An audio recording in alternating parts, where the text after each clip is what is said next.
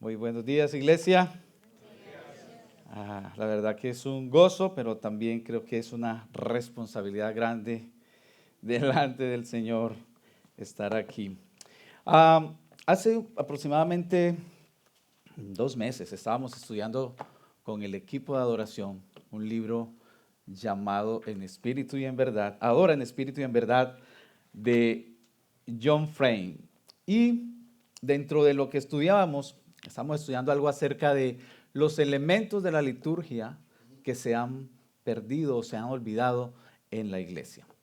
Uno de los elementos que encontrábamos que se ha perdido es la lectura antifonal. ¿Te dirá qué es la lectura antifonal? Bueno, la lectura antifonal consiste en la persona que estaba liderando leía el texto, una parte del texto, y la congregación respondía a la segunda parte. Y yo quisiera que hiciéramos esa lectura del texto y lo vamos a hacer de esa manera. Así que voy a invitarle, vamos a estar en pie y vamos a leer este texto. Salmo 136, yo voy a leer la primera parte del verso y ustedes van a responder con la segunda parte, ¿ok? Y dice así la escritura. Creo que vamos a tenerlo en pantalla porque no sé si tienen la misma versión. Vamos a usar la Nueva Biblia de las Américas. Y dice así la escritura. Den gracias al Señor porque Él es bueno. Den gracias al Dios de dioses. Den gracias al Señor de señores. Al único que hace grandes maravillas. Al que con sabiduría hizo los cielos. Al que extendió la tierra sobre las aguas. Al que hizo las grandes lumbreras. El sol para que reine de día. La luna y las estrellas para que reinen de noche. Al que hirió a Egipto en sus primogénitos y sacó a Israel de en medio de ellos. Con mano fuerte y brazo extendido. Al que dividió en dos el mar rojo. E hizo pasar a Israel por en medio de él. Pero a Faraón y a su ejército destruyó en el mar rojo. Al que condujo a su pueblo por el desierto. Al que hirió a grandes reyes. Y mató a reyes poderosos. A Sehón, rey de los amorreos. Y a Og, rey de Basán. Y dio la tierra de ellos en heredad. Y dio la tierra de ellos en heredad a Israel su siervo. El que se acordó de nosotros en nuestra humillación y nos rescató de nuestros adversarios. El que da sustento a toda carne. Den gracias al Dios del cielo, porque para siempre es su misericordia. Señor, en esta mañana venimos delante de ti. No por méritos, como decía el pastor Luis ahora. Venimos delante de ti porque tú has sido fiel y has sido misericordioso con nosotros. Te pedimos que hoy tu Espíritu Santo hable a nuestras vidas. Y danos, Señor, corazones sensibles para escucharte. Que podamos ver a través de la Escritura cuán misericordioso eres. En tu nombre te damos gracias. Amén y amén. Muy bien. ¿Pueden sentarse? Rápidamente, ¿qué fue o cuál es la palabra más repetida en el Salmo? Está difícil, ¿no? Porque para siempre es su misericordia. Este texto un poco del contexto histórico y cultural, nos habla de que era llamado el Gran Jalel. Este texto era una colección de salmos utilizada en las peregrinaciones y en las festividades del pueblo judío. Lo usaban para recordar, basados en la teología deuteronómica, que tomaban hechos históricos pasados, los traían al presente para recordar la obra de Dios. Básicamente, la tradición oral en el pueblo de Israel era la manera en que se enseñaba la Escritura o la manera en cómo ellos aprendían y conocían de Dios. Con esto, el salmista nos está hablando básicamente de la creación, de la obra de Dios, de redención y de misericordia en general, mostrada a través del pasaje para el pueblo de Israel. Para empezar, el verso 1 al 3, que es la primera división que encontramos en el texto, encontramos un mandato muy directo de parte de Dios en dar gracias. Pero esto nos muestra la realidad de tres aspectos divinos de nuestro Dios. El salmista entonces empieza con un mandato de dar gracias por razones diferentes para establecer un fundamento teológico para una adoración auténtica. Cada llamado a dar gracias nos revela un aspecto esencial del carácter de Dios. Verso 1 nos dice, den gracias al Señor, la razón, porque Él es bueno. Esto está hablando de la bondad divina y constituye uno de los atributos más fundamentales de Dios. Dice Berkov, un teólogo, la bondad de Dios es la perfección divina que lo impulsa a tratar benévolamente a todas sus criaturas. No solamente que Dios hace cosas buenas, sino que la bondad forma parte esencial de su naturaleza. Es un atributo inherente a Dios. Algo más sencillo. Cuando usted se acerca a un árbol, a un palo de mango, usted va al palo de mango porque va en busca de mangos. Nosotros de Dios conocemos que Él es bueno por su bondad para con nosotros. El árbol de mango no nos va a dar papayas, no nos va a dar fresas, no, nos va a dar mangos. Dios es bueno. Eso es algo inherente en Él. Así que de Dios no va a brotar maldad.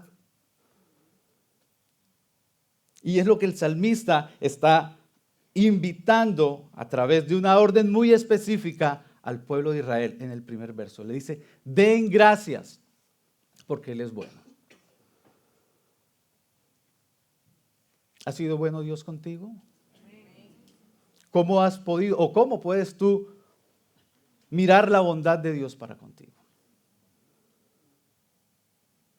Si miras hacia atrás, ¿cómo has visto a Dios obrar en su bondad sobre ti? El que hoy estemos en este lugar es un hecho de la bondad de Dios para con nosotros. Verso 2, porque Dios es Dios de dioses. El salmista aquí está estableciendo una comparación para mostrar al pueblo de Israel la superioridad del Dios al cual debían adorar. Escuche esto, no reconoce otras divinidades, recalca la supremacía de Dios sobre todo lo que el hombre podía adorar. Dios de dioses. El pueblo israelita había sido influenciado, escuche, por culturas circundantes que habían experimentado a tal punto conceptos sincretistas sobre la divinidad. Y durante la época patriarcal encontramos que historias, por ejemplo, como la de Dagón, como la de Baal, y recordaba el obrar de Dios para el pueblo frente a esas situaciones en particulares. Y me llamaba la atención que Cuando el pueblo de Israel fue capturado el arca y lo llevaron a Asdod, donde estaba habitando los filisteos, dice que pusieron el arca del pacto frente al dios Dagón. Y mire, esto es un hecho en el cual Dios estaba mostrando su supremacía para que el pueblo le conociera. ¿Qué pasó?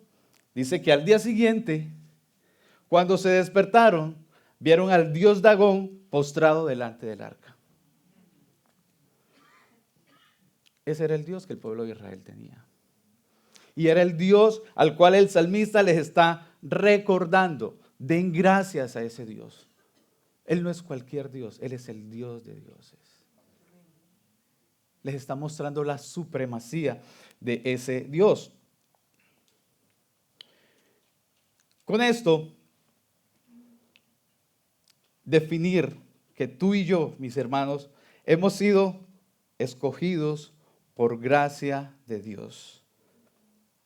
Su soberanía, que es lo que sigue a continuación, nos muestra el énfasis del autor en estos 3 versos. Primero, nos está hablando de que Él es bueno. Segundo, de que Él es el Dios de dioses, que está por encima de todo.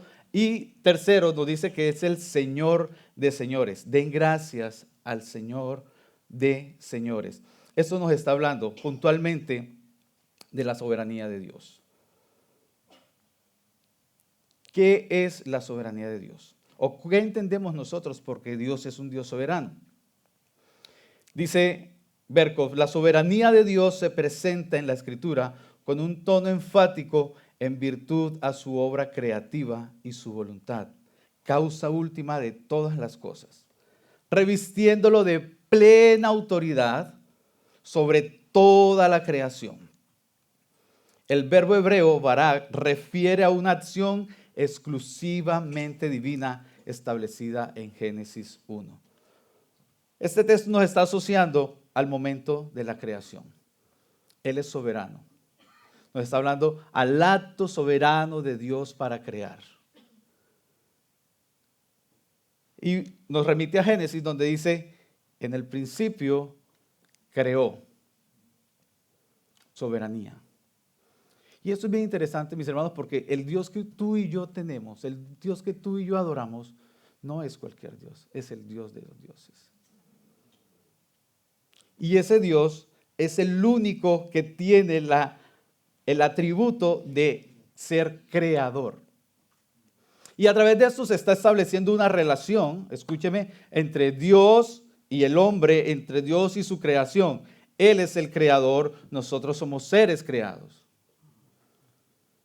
Y con la creación, Dios está mostrando su soberanía sobre la creación. Y lo leemos alrededor de todo Génesis 1 y dice, y dijo Dios, y las cosas fueron formadas.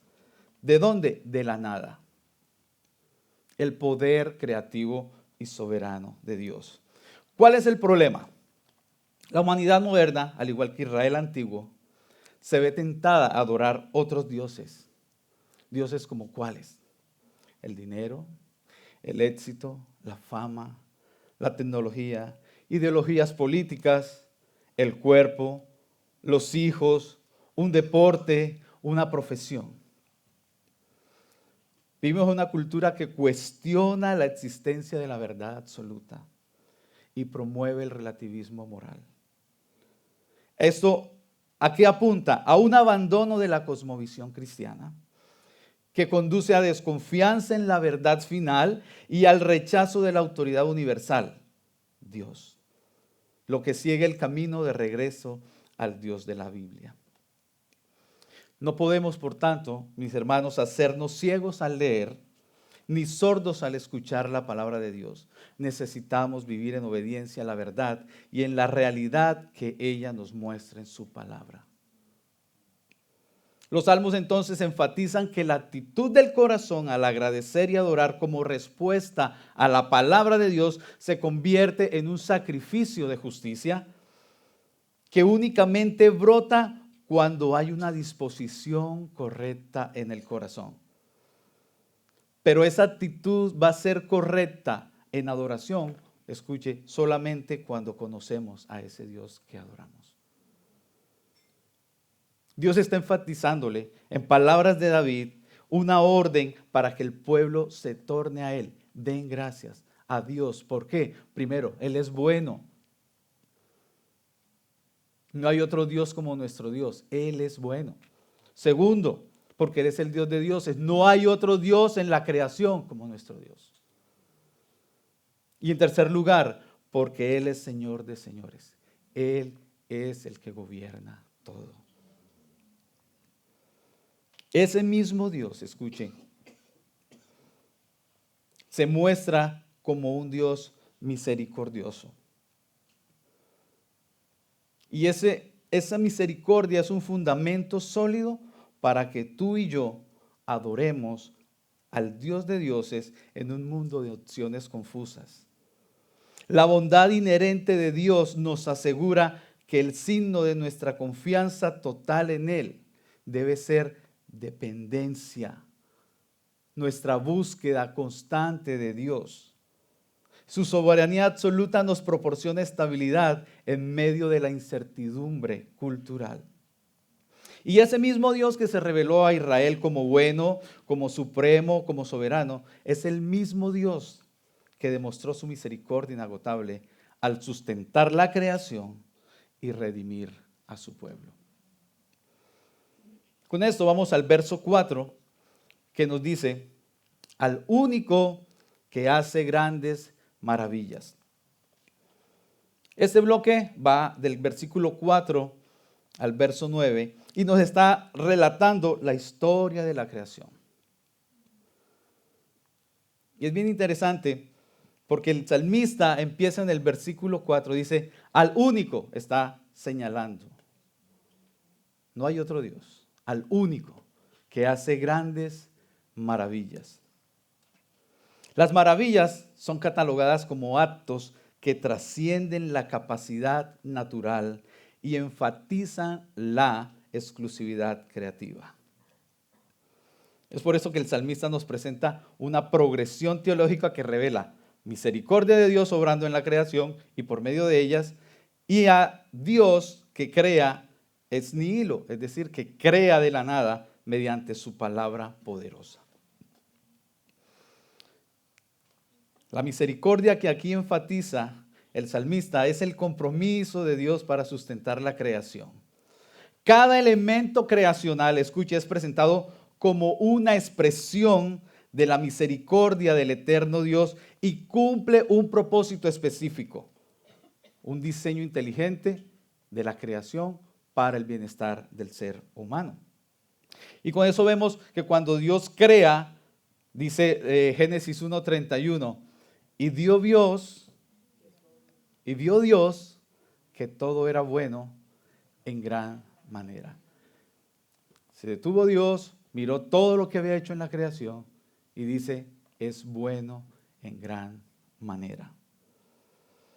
Dios crea el mejor de los lugares para establecer relación de pacto con el ser humano y que éste disfrutara de su obra.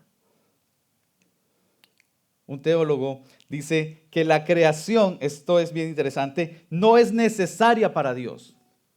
La creación no era necesaria para Dios, sino que es un acto de generosidad divina que establece el patrón para toda relación posterior de Dios con su pueblo. Dios no creó el huerto del Edén, ni hizo todo lo que hizo porque Él lo necesitara. Dios creó todo. ¿Cómo lo hizo? Para ubicar al hombre allí y a través de eso establecer una relación con Él de pacto. Era la manera en que Dios podía comunicarse con el hombre o iba a tener relación con el hombre. Pero, ¿qué pasó? El hombre falló el pacto con Dios. Luego de ser el mejor lugar, dice que Dios lo echa del huerto del Edén. ¿Cierto? Pero no es el punto en el que nos vamos a enfatizar ahora. Vamos a hablar del cómo el salmista describe cada elemento de la creación para recordarle al pueblo la clase de Dios que Él es. Entonces, cada elemento de la creación, escuche, nos está hablando de una maravilla de Dios. Verso 4 dice, al que hizo maravillas. ¿Cuáles son esas maravillas? La primera que nos describe el salmista es, verso 5, al que con sabiduría hizo los cielos. Verso 6, al que extendió la tierra sobre las aguas. Verso 7, al que hizo las grandes lumbreras. Verso 8, el sol para que reine de día, porque para siempre es su misericordia. Y verso 9, la luna y las estrellas para que reinen de noche. ¿Usted cree que son solamente decoración? Cada elemento de la creación cumple una función. Y fue diseñado perfectamente de parte de Dios para el bienestar del hombre, para establecer relación con el hombre. Pero el pecado cegó los ojos de la verdad, produjo incredulidad, falta de ansiedad y no permitió contemplar las maravillas de Dios. ¿Qué hacemos nosotros cuando vemos la creación? ¿Qué produce la creación? ¿Qué produce lo que nosotros vemos afuera? Un árbol. Recuerdo muy bien las frutas de nuestro país, que no son comparadas con las de acá. Vemos lugares que cuando los contemplamos, nuestra expresión es ¡wow! Y hasta ahí estamos bien. Pero, ¿quién hizo todo eso?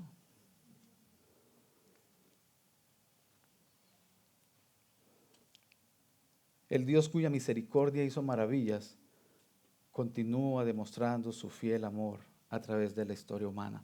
Y mire usted esto. No es sino que usted y yo contemplemos realmente en la creación para darnos cuenta del Dios al cual tenemos. ¿Cómo se ha tergiversado esto? Hay culturas que adoran la Pachamama. Adoran la tierra. Cambiaron la realidad, la verdad de Dios, el Creador. Todos esos elementos que Dios nos permite contemplar, escuche, son para que le miremos a Él. Entonces quisiera definir un poco el tema de misericordia. ¿Qué entendemos por misericordia? La misericordia son los actos de bondad divina por medio de los cuales el Señor permite que nosotros le contemplemos a Él. Son actos de la bondad de Dios que permiten contemplarle, conocerle cada día. Con esto, el salmista sigue narrándonos, nos narra la creación, nos dice lo importante de la creación, y no solamente eso, sino que el salmista está, escuche, recordándole al pueblo de Israel. Este es un capítulo o un texto donde es recordar hechos pasados, trayéndolos al presente para establecer un fundamento para el caminar y el seguir de Dios. Recuerda cada obra de Dios. Y la siguiente obra que nos muestra el salmista está en el verso 10, dice al que hirió a Egipto en sus primogénitos. Esto nos está narrando un tema muy puntual de la historia del pueblo de Israel en Egipto. Y el verso 10 al 15 nos habla la provisión de Dios en el desierto y la conquista, y establece el paradigma de la intervención divina en la historia de Israel. ¿Qué pasó acá? Está hablando de la Pascua. La Pascua conmemora un evento histórico real. que era la Pascua, era la liberación sobrenatural de Israel de la esclavitud egipcia. Eso lo encontramos en Éxodo 12 al 14. Y el relato pascual nos dice que consistía en sacrificar un cordero macho sin defecto, y la sangre de ese cordero era usada para marcar los dinteles de las puertas. Recuerde, Israel está todavía en Egipto. Israel no ha salido. Dios ha estado obrando milagrosamente. Dios ha estado mostrándose a través de maravillas y prodigios, pero el pueblo aún está en Egipto. ¿Qué pasó directamente con la Pascua? Esa noche, luego de sacrificar el cordero y marcar los dinteles, dice que pasó el Señor e hirió de muerte a todos los primogénitos en Egipto. Ese patrón de esclavitud y liberación proporciona el marco conceptual para comprender la obra redentora de Dios. Dios, a través de este hecho sobrenatural, libera a Egipto de la esclavitud. Libera a Israel de la esclavitud en Egipto. Y lo lleva a peregrinar para entregar la tierra prometida. En este hecho, en este acto sobrenatural, Dios se mostró afirmando que Él actúa en favor de sus hijos y trajo libertad al pueblo de Israel de la opresión de la esclavitud. Bien hasta ahí. Tú y yo, hoy día, ¿cómo estamos? Aún mire, la humanidad permanece esclavizada no solo por el pecado, sino por adicciones, por patrones destructivos, por sistemas opresivos y la desesperanza que surge de ciclos repetitivos de fracaso. Vivimos en una era donde muchos se sienten sin escape de sus circunstancias adversas. ¿Cómo estamos hoy? ¿Qué estamos cargando? ¿Qué hay en nuestros hombros hoy? El pueblo de Israel había sido esclavizado, estaba sometido.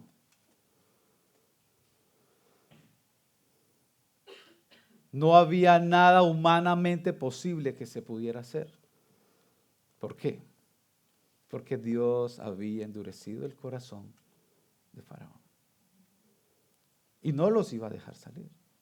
Pero todo eso lo permitió el Señor para mostrar, escuche, su soberanía, su supremacía y darse a conocer al pueblo de Israel como el Dios que Él es. ¿Qué tanto conocemos al Dios al cual adoramos? Somos bastante intensos para pedir la bendición de Dios. Somos bastante intensos para clamar por la bondad de Dios, pero muy poco intensos para obedecer la voz de Dios.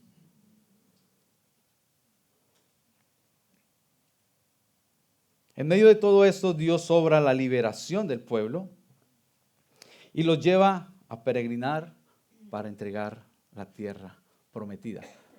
Eso está hablando del compromiso de Dios con el pueblo de Israel, un pueblo que Él había elegido. Y Dios había elegido a Israel, escuche, no porque fuera el mejor de los pueblos de la tierra en ese entonces.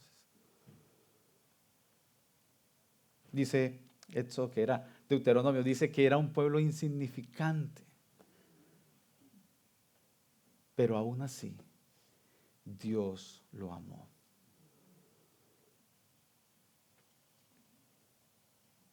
¿Quiénes somos nosotros hoy delante de Dios?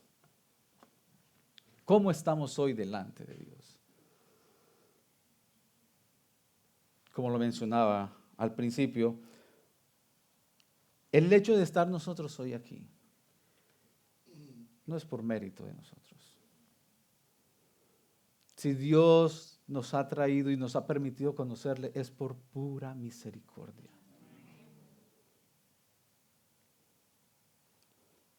Y era lo mismo que pasaba con el pueblo de Israel. La misericordia, entonces, redentora de Dios, significa que el mismo Dios que liberó a Israel de Egipto nos libera del pecado y de la muerte. La misericordia redentora significa que tenemos precedente histórico para confiar en la liberación divina de nuestras crisis. No hay situación adversa o difícil que tú y yo estemos viviendo, que Dios no pueda obrar. ¿Por qué? Porque Él es soberano, Él es poderoso, Él es el Dios de dioses. La muerte de Jesús fue el sacrificio perfecto, final y completo para libertar al pueblo de Israel, pero también para libertarte a ti y a mí del pecado, trayendo redención. Entonces la celebración pascual establece un patrón donde toda auténtica adoración cristiana se refleja en una memoria agradecida de la redención pasada, apropiación presente de sus beneficios y una anticipación esperanzada de su consumación futura.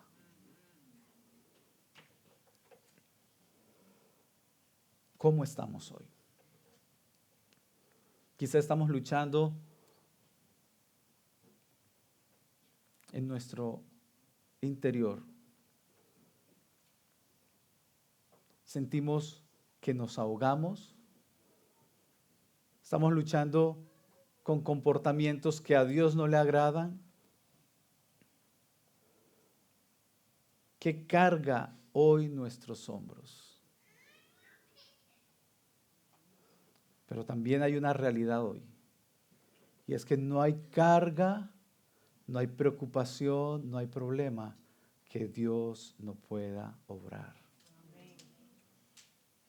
Y ahí se manifiesta la misericordia de Dios. No hay situación, mis hermanos, por dura que sea, que la obra de nuestro buen Dios a través de Jesús no pueda traer libertad a nuestras vidas. El sacrificio entonces de Jesús fue más que perfecto. Fue la solución definitiva para traer libertad al corazón esclavizado por el pecado.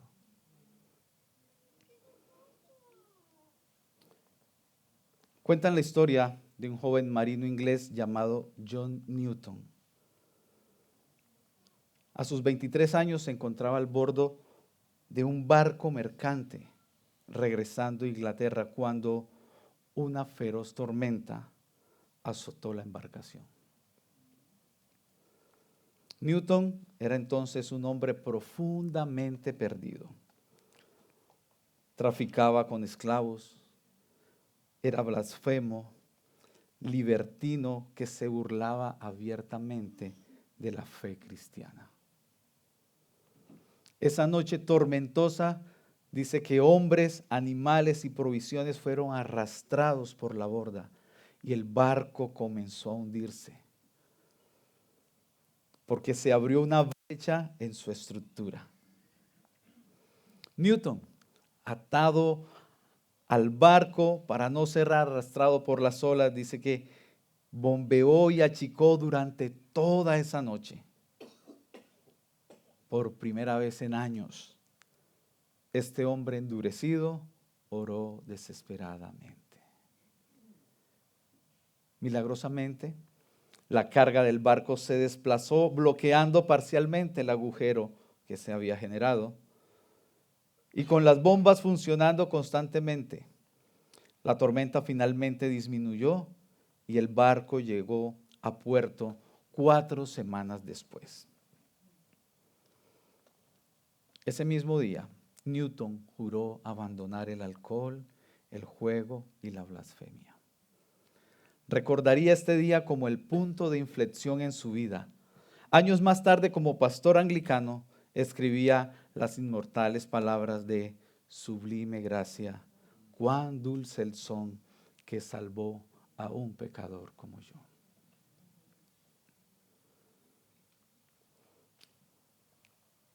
Podemos decir hoy nosotros, cuán dulce gracia del Señor. Quizá hoy nos agobia tal vez una situación, hoy nos agobia un problema, nos agobia una enfermedad o una relación en casa. Sea lo que haya hoy, sea como hayas venido hoy, algo seguro es que Dios, a través de Jesús, quiere darte libertad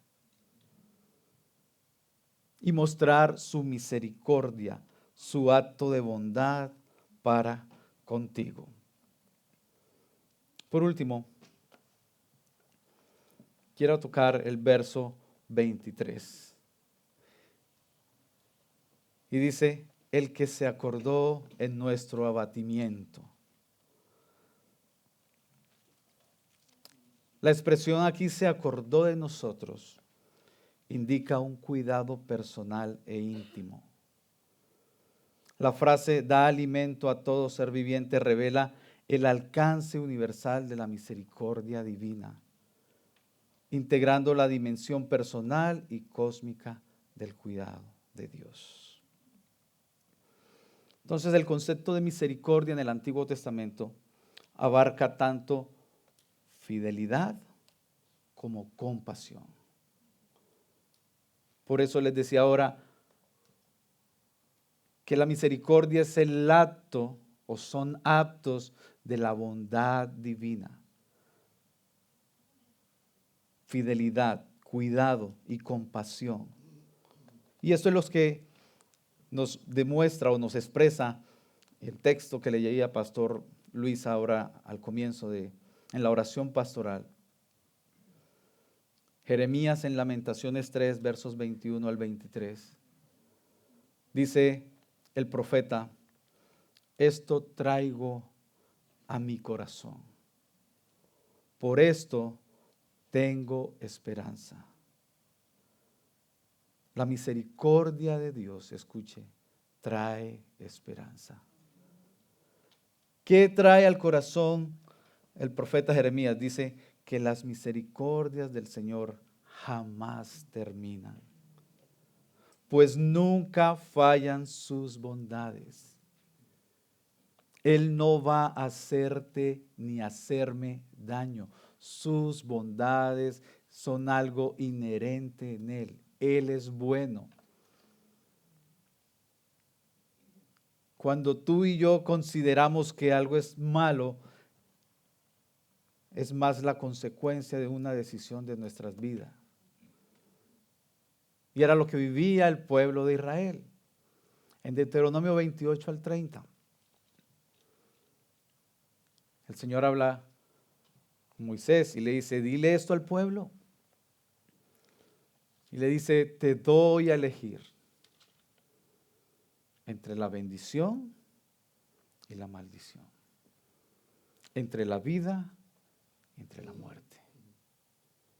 Si tú obedeces, vivirás. Pero si desobedeces, tendrás las consecuencias de tu desobediencia. Entonces aquí el profeta Jeremías nos está diciendo, traigo esto a mi corazón, por eso tengo esperanza. Que el acto de bondad divino del Señor jamás termina. Nunca fallan sus bondades. Escuche, son nuevas cada mañana.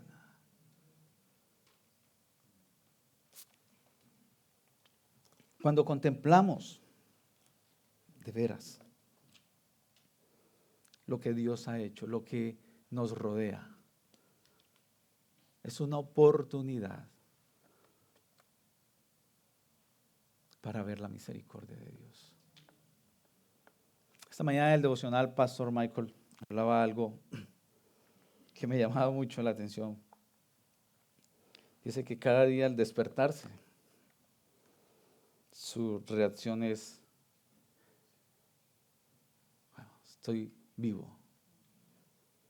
Voltea y mira si Gaby está respirando.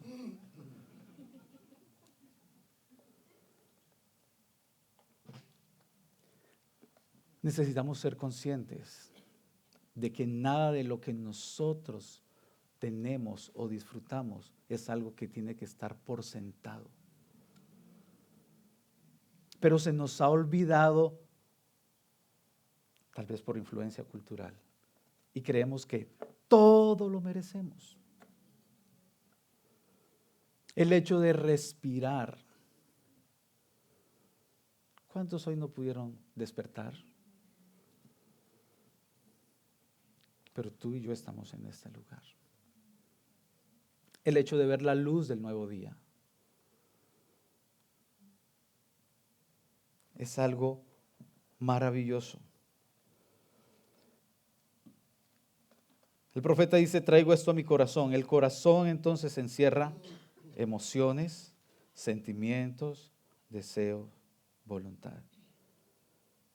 Y es algo para recordarnos cada mañana. Esto traigo a mis emociones, que tengo esperanza en Dios. Esto traigo a mis sentimientos, que tengo esperanza en Dios. Es algo que tengo que recordar a diario, que las misericordias del Señor son nuevas cada mañana. Pero todo esto pasa porque vivimos con ansiedad constante. Y aquí, en el verso 23, está hablando de que el Señor se acordó. El salmista le está diciendo a los del pueblo de Israel, mire, el Señor se acordó de nosotros en la humillación. ¿Cuándo? Cuando estaban en Egipto. Cuando estaban esclavizados. Cuando estaban sufriendo. Y algo más que recordábamos en el texto esta mañana con el pastor.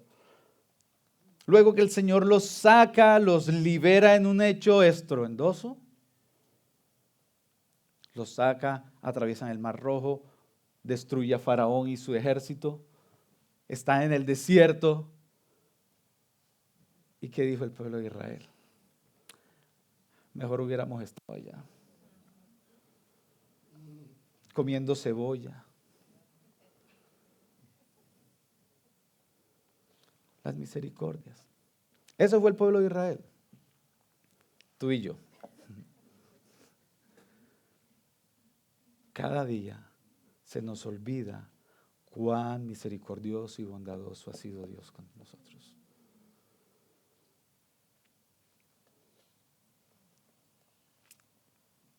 Pero todo debido a la ansiedad con la que vivimos. Vivimos pensando, ¿qué pasará con la crisis que estamos viviendo? ¿Qué hay de mí con todo esto? ¿Y si pasa? ¿Y si se desploma la bolsa? ¿Y si aparece otro virus? ¿Y si me envejezco? La condición caída, el pecado nos hace dudar de la provisión divina y vivir en constante preocupación por el futuro. Estamos tan preocupados por cosas que no tienen valor.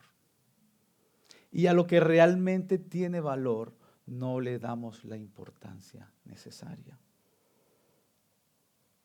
Para recordar, la misericordia providencial de Dios asegura que podemos confiar en su cuidado durante dificultades financieras o de salud. Podemos agradecer por las provisiones diarias, a menudo dadas por sentado. Esto de agradecer debe caracterizar nuestras vidas. Pero no, siempre damos por sentado que lo merecemos. Y si nos poníamos a hacer una lista de las cosas por las cuales no agradecemos, ¿qué encontraríamos?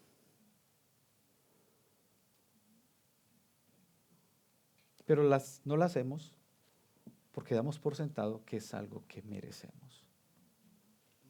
Y no porque son pura misericordia de nuestro Dios.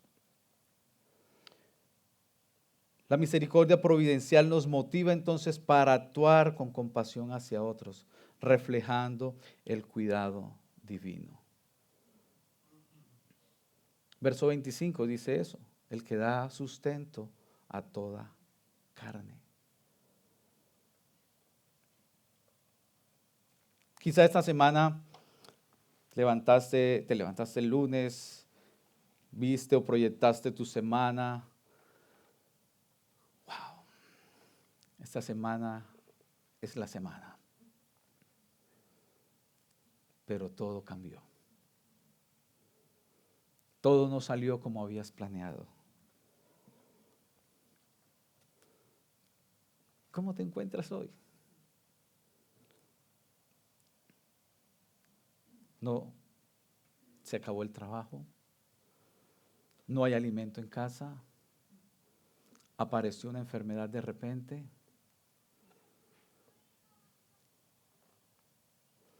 Ahí es donde debemos recordar que Dios, aún en medio de esas situaciones, quiere mostrarse.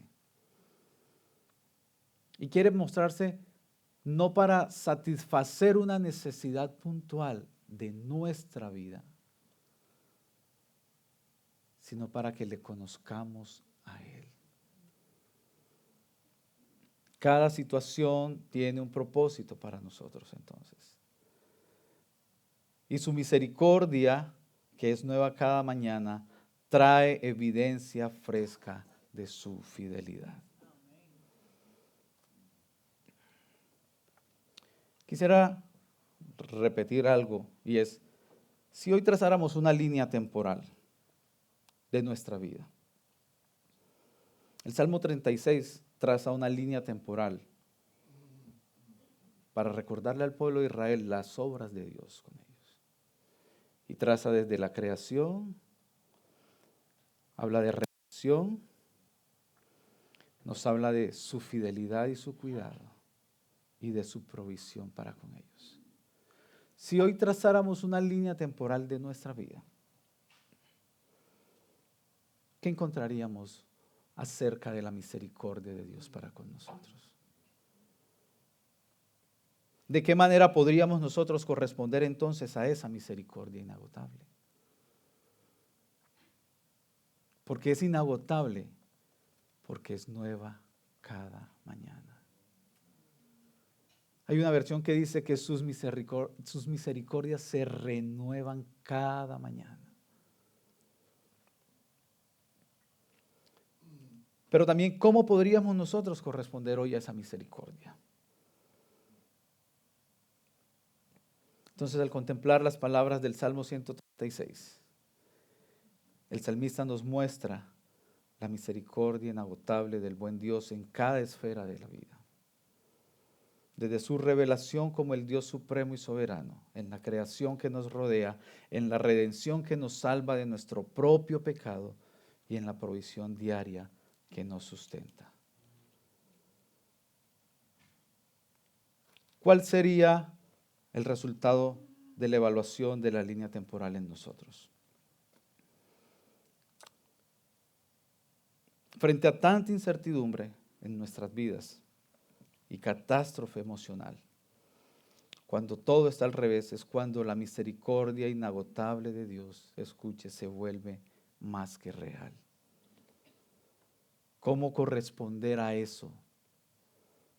Debemos ir a la fuente. ¿Quién es la fuente? Nuestro Dios. Y descansar en nuestra dependencia de Él. Acompáñeme al Evangelio, de Mateo, capítulo 11, verso 28.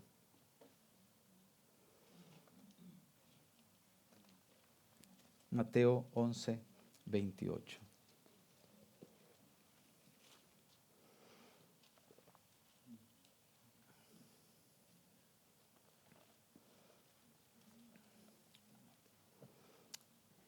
En palabras o escritos de Mateo, dice así la escritura.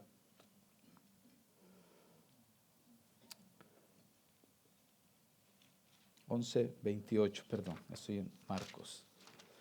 11:28 al 29 dice, vengan a mí todos los que están cargados y cansados.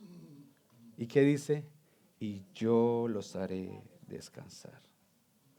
Tomen mi yugo sobre ustedes y aprendan de mí, que soy manso y humilde de corazón. ¿Y qué? Y hallarán descanso para sus almas. Esta es una invitación abierta 24/7 para todos. Jesús ofrece un yugo suave frente a las cargas aplastantes de la vida para transformar nuestro corazón. El yugo refiere a la humildad como transformación al estar en lo más profundo y el descanso como restauración del alma. Frecuentemente, escuche, el Señor permite el dolor para transformarnos. Frecuentemente el Señor permite el dolor para que le miremos a Él. Frecuentemente el Señor permite situaciones difíciles, adversas, para que tornemos nuestra atención a Él.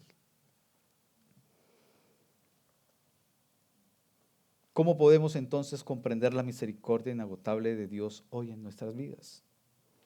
A través de los actos de bondad, de cuidado, sustento y provisión para que a diario podamos verle a Él. ¿Cómo más podemos responder a la misericordia inagotable de Dios? Bueno, 3 aspectos bien interesantes. 1, podemos responder en adoración, reconociendo que Él es el único digno de nuestra alabanza. Y nos lo dice el Salmo 117, el capítulo más corto de la Biblia. Y dice el salmista David de la siguiente manera: alaben al Señor naciones todas, alaben pueblos todos. ¿Por qué? Porque grande es su misericordia para con nosotros. Y la fidelidad del Señor es eterna. ¿Cómo más podemos responder a la misericordia inagotable de Dios? Con confianza, descansando en su fidelidad durante las tormentas de la vida. Dice Isaías 54:10, porque los montes serán quitados y las colinas temblarán, pero mi misericordia no se apartará de ti, y el pacto de mi paz no será quebrantado, dice el Señor, quien tiene compasión de ti. Y en tercer lugar, ¿cómo podemos responder? A través de la acción compasiva, reflejando su misericordia a otros que necesitan esperanza, manifestando su carácter. Y me llamaba mucho la atención ahora que Fer nos compartía su experiencia, porque eso es un acto de la bondad de Dios, mostrarle a Él con aquellos que no le conocen. Y ha sido una oración, creo que en mis últimos 6, 7 años. Y siempre lo he compartido con varios, o cuando tengo la oportunidad de hablar con los del equipo de adoración. Y es una bendición que Dios nos haya elegido a nosotros. Es una bendición saber que tenemos la verdad de Dios. Pero ¿qué estamos haciendo con esa verdad? Si nosotros no compartimos esa verdad, no estamos siendo compasivos con aquel que no conoce de Dios, ni estamos practicando misericordia con el que no conoce de Dios. Por tanto, necesitamos actuar y ser misericordiosos. Dice Efesios 4:32, Sean más bien amables unos con otros, misericordiosos, perdonándose unos a otros, así como también Dios los perdonó en Cristo.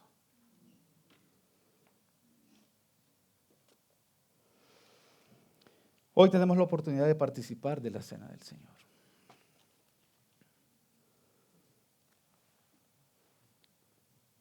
Algo que representa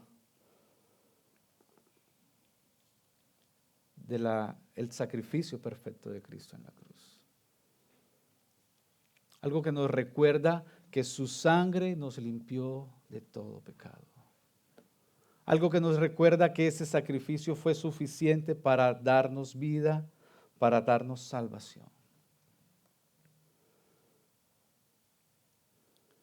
Si hoy estás cargado, si hoy estás viviendo una situación que tal vez te tiene agobiado, hoy es el día para venir al Señor y descansar en Él.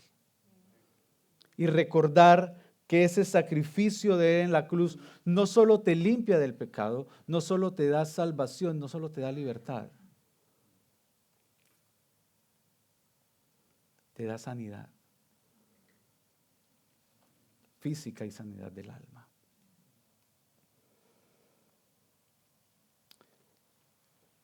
Esta misericordia que estructuró la identidad de Israel debe informar a nuestra cosmovisión y praxis como iglesia. ¿Qué tal de la misericordia de Dios hoy en nosotros? Al igual que David conoció profundamente la misericordia inagotable e inmutable de Dios, nosotros también podemos descansar en la certeza de que las misericordias del Señor jamás terminan. Y en un mundo cambiante, constante de cambio, debemos descansar en la verdad de que su palabra nos declara: para siempre es su misericordia. Mira, quizá hoy en casa no haya nada. Quizá hoy hay más problemas que bienestar. Quizá hoy te sientes que todo va a acabar. Pero hay una verdad, y es que la misericordia del Señor está para contigo. Sus bondades jamás acaban. Con eso en mente, hay un texto con el que quiero cerrar este tiempo. Y quiero que me acompañe al Salmo 143:8. Y es más un desafío para nuestro diario vivir. Que cada mañana al despertar pudiésemos orar al Señor y decirle este texto. Y dice el salmista David, escuche: por la mañana hazme oír tu misericordia. ¿Por qué? Porque en ti confío. Y al oír tu misericordia, enséñame el camino por el que debo andar. ¿Por qué? Porque a ti elevo mi alma. Hazme oír, Señor, tu misericordia, porque en ti confío. Y enséñame el camino por el que debo andar. La misericordia del Señor está por nosotros, iglesia. Pidámosle al Señor en esta mañana que nos ayude a oír su misericordia y a reflejar su misericordia con otros. Señor, en esta mañana te damos gracias por tu fidelidad, Señor, por tu gran fidelidad para con nosotros. Quizá nuestro corazón, influenciado por tantas cosas externas, Señor, se olvida de agradecer a ti y de recordar cuán misericordioso tú eres. Señor, el hecho de que a través de la Escritura mostraste con hechos poderosos, Señor, tu misericordia para con tu pueblo Israel. Y a través de eso mostraste con cuánto amor, Señor, le habías cuidado. Mostrando tu misericordia, Señor, y tu gracia para con ellos. Hoy te pedimos, Señor, que te acuerdes de nosotros. Que nos mires con ojos de compasión y misericordia, Dios.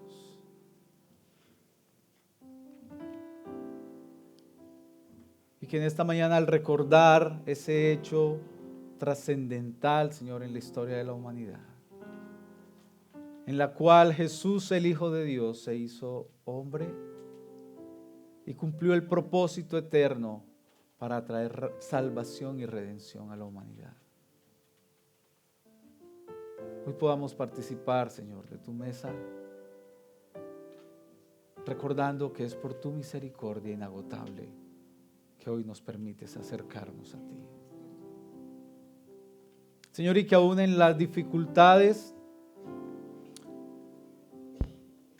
aún en los problemas, aún en la enfermedad, aun cuando veamos todo gris, todo oscuro, Señor, podamos recordar que tus misericordias jamás, jamás, Señor, se agotan. Que grande es tu fidelidad y que cada mañana son nuevas para tus hijos. Ayúdanos a mirarte a ti, Señor. Ayúdanos a tornar nuestra mirada a ese Dios misericordioso.